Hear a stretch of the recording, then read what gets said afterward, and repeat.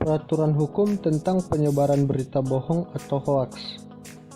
Sebagai masyarakat Indonesia, kita pasti sudah tahu bahwa Indonesia merupakan negara hukum dan menempatkan hukum sebagai supremasi tertinggi di negeri ini.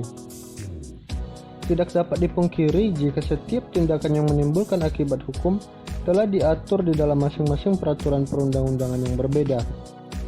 Begitu pula dengan penyebaran berita bohong atau yang biasa disebut dengan kata hoaks.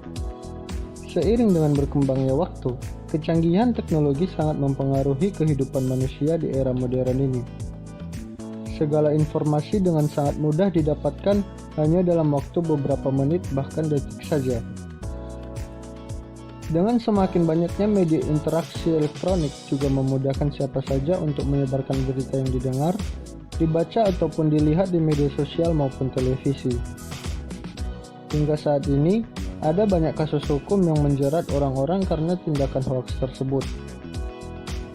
Selain itu, tidak sedikit pula orang yang dirugikan akibat dari penyebaran berita bohong ini. Publik figur dan para politisi lebih dominan menjadi korban dari berita bohong ini yang berkaitan dengan pencemaran nama baik. Dapat dilihat pula di website kominfo.go.id yang menuliskan tentang asal mula situs hoaks berkembang di Indonesia, menjadikan pemilihan kepala daerah sebagai ladang subur menumbuhkan situs berita palsu agar mendapatkan momen untuk menjatuhkan sesama lawan politiknya.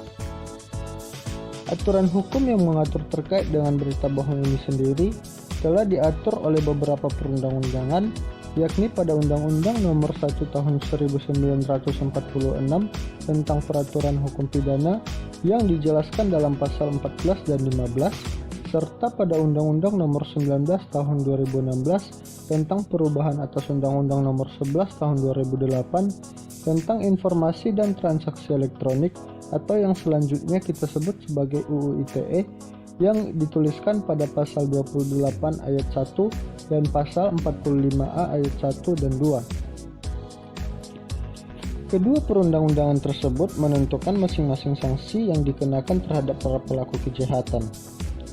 Seperti yang ditampilkan bahwa sanksi yang ditetapkan dalam Undang-Undang Nomor 1 Tahun 1946 tentang Peraturan Hukum Pidana lebih berat dibandingkan sanksi yang ditetapkan oleh UU ITE. Jerat hukum jika menggunakan pasal 14 dan 15 Undang-Undang Nomor 1 Tahun 1946 ini dikualifikasikan dalam 3 bentuk. Menyiarkan berita bohong dengan sengaja dikenai sanksi pidana selama 10 tahun penjara.